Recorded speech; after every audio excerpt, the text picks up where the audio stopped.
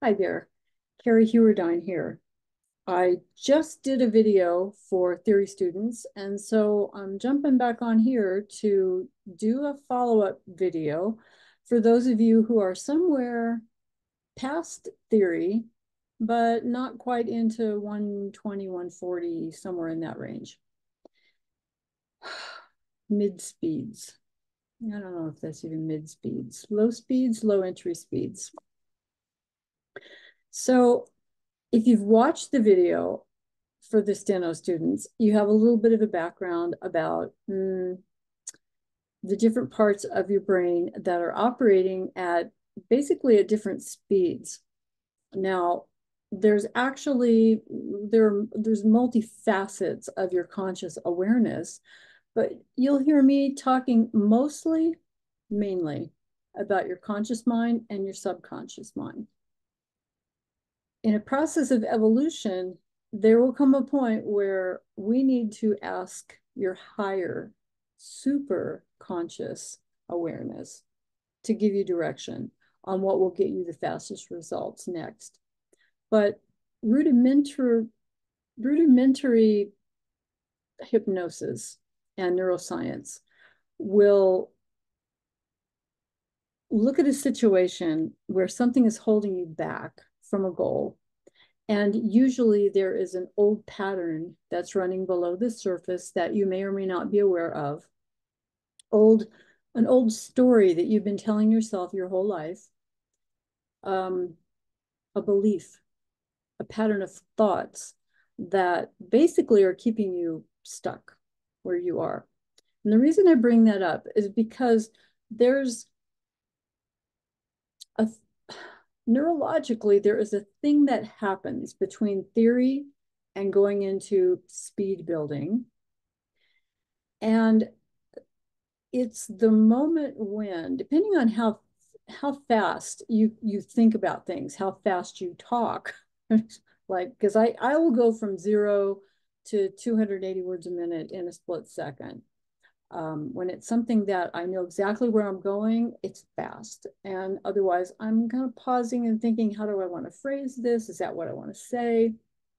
And so there's a part of our brains in theory that is analyzing everything we do.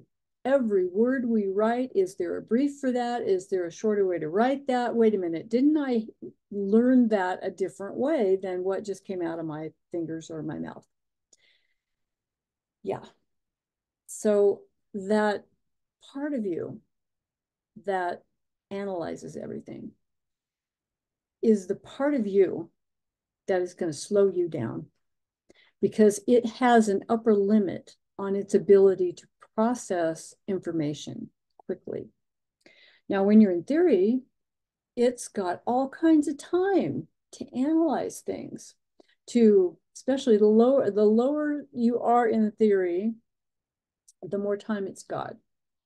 And a lot of you guys have heard me, I don't know, talk about what my dog trainer called puppy brain, because there's a great story that goes with it, but just suffice it to say, there is a moment at which your brain has been given so much new information that it basically just locks up because it doesn't know where to put the more new information that you keep feeding in there.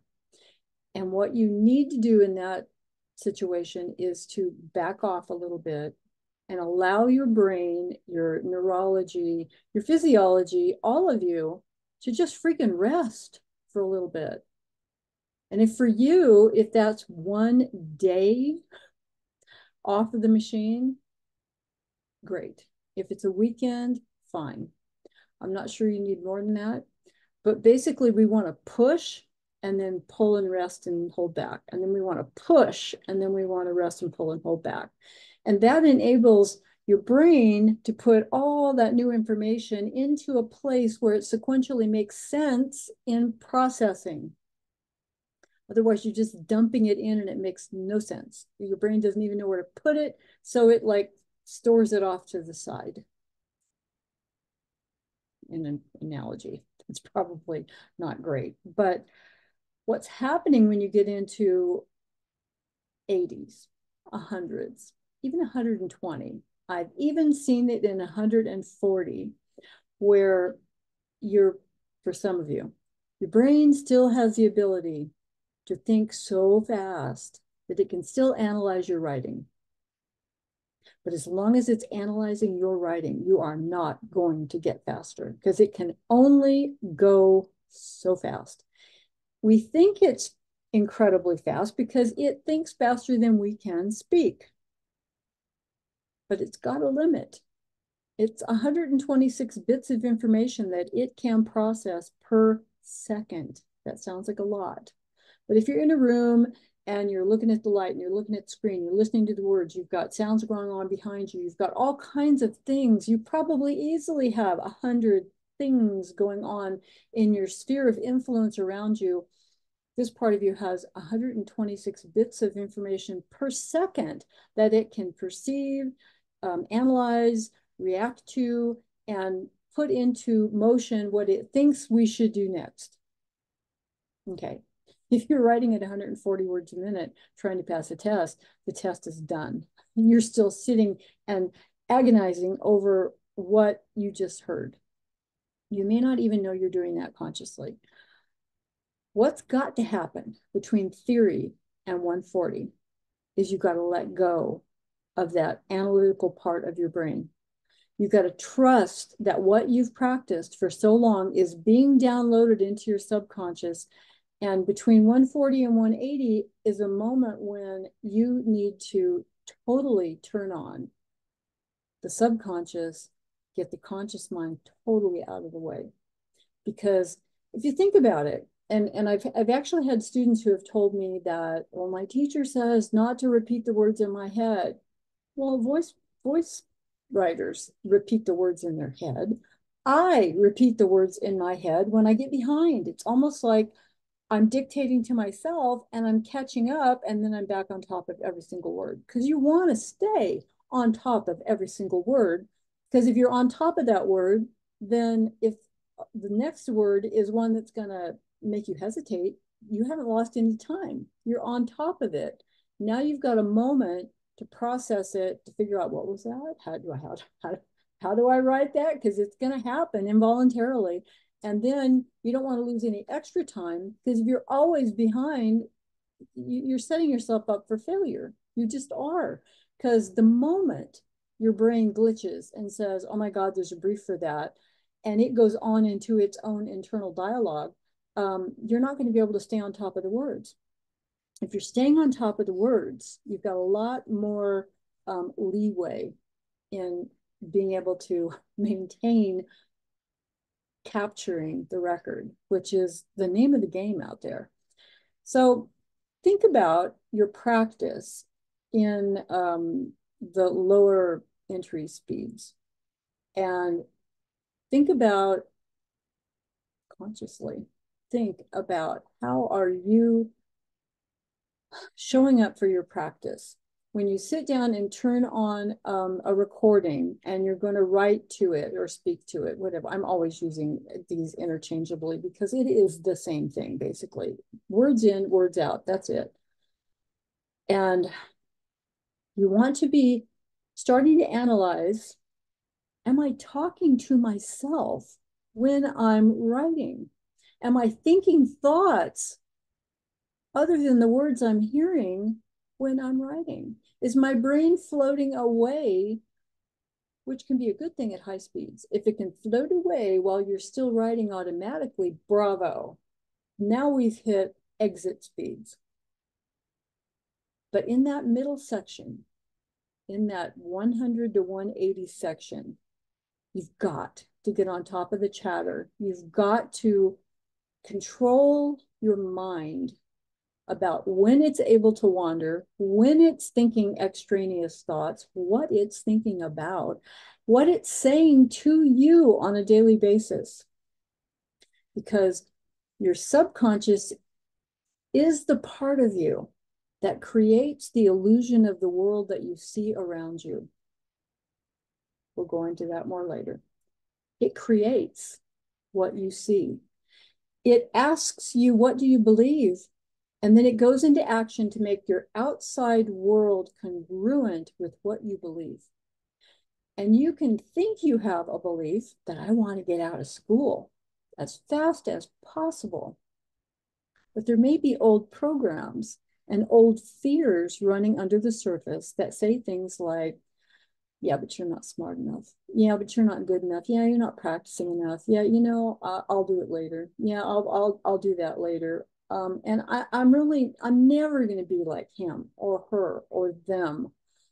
They're somehow different than I am, except they're not. That is a thought, and that is not the truth. And your brain will always go into action to find evidence to prove that its thoughts are true. And so if you tell yourself, or you allow yourself to tell yourself, I'm not as good as they are, then every time you get a test back that isn't a pass, your brain's going to go, see, there's the evidence. See, I told you. I told you. You got to believe me. You got to, because I'm right. I got the evidence all here in front of me, except that it's all bullshit. And it's not evidence, because there's a lot of other things happening out there that would prove exactly the opposite. There are people who can't accomplish what you've been accomplishing because you are incredible, but your brain's not looking at that because that doesn't prove its case. Are you following me? Start being aware of what your brain is doing when you're writing, to the point where you could just show up at your machine of choice and allow it to happen and watch it as an observer on the outside, not analyzing how you're writing or the choices you're making in how you're producing the record, to just watch what's happening. Oh my God, my head was just full of chattery garbage. I'm obsessing about something that happened 3 days ago and I can't let it go. It's bugging the hell out of me. I don't know. It's just going to keep running its record until it's finally run itself to death, which, if you're like me, that can take months. You don't have months. Every month you're not out working is probably, I don't know, $2,000 to $7,000 that you're missing out on. Do you want to really spend your time ruminating over thoughts that aren't propelling you forward when you could be making money? You don't want to do that. So become aware for 1 week. Play a game. Can I catch my brain saying stupid shit to me? And how many times can I do that? And what is it saying up there? And I'm to the point where I'm working on something and I'm focused and I'm like running around the house doing things. And I'll hear a thought like, I don't know who you think you are, or what makes you think you can do that. And it's like, time out. I'll stop dead in my tracks down the middle of the hallway. Stop. We don't do that anymore. That pattern we've been doing because some part of us thought it was helpful.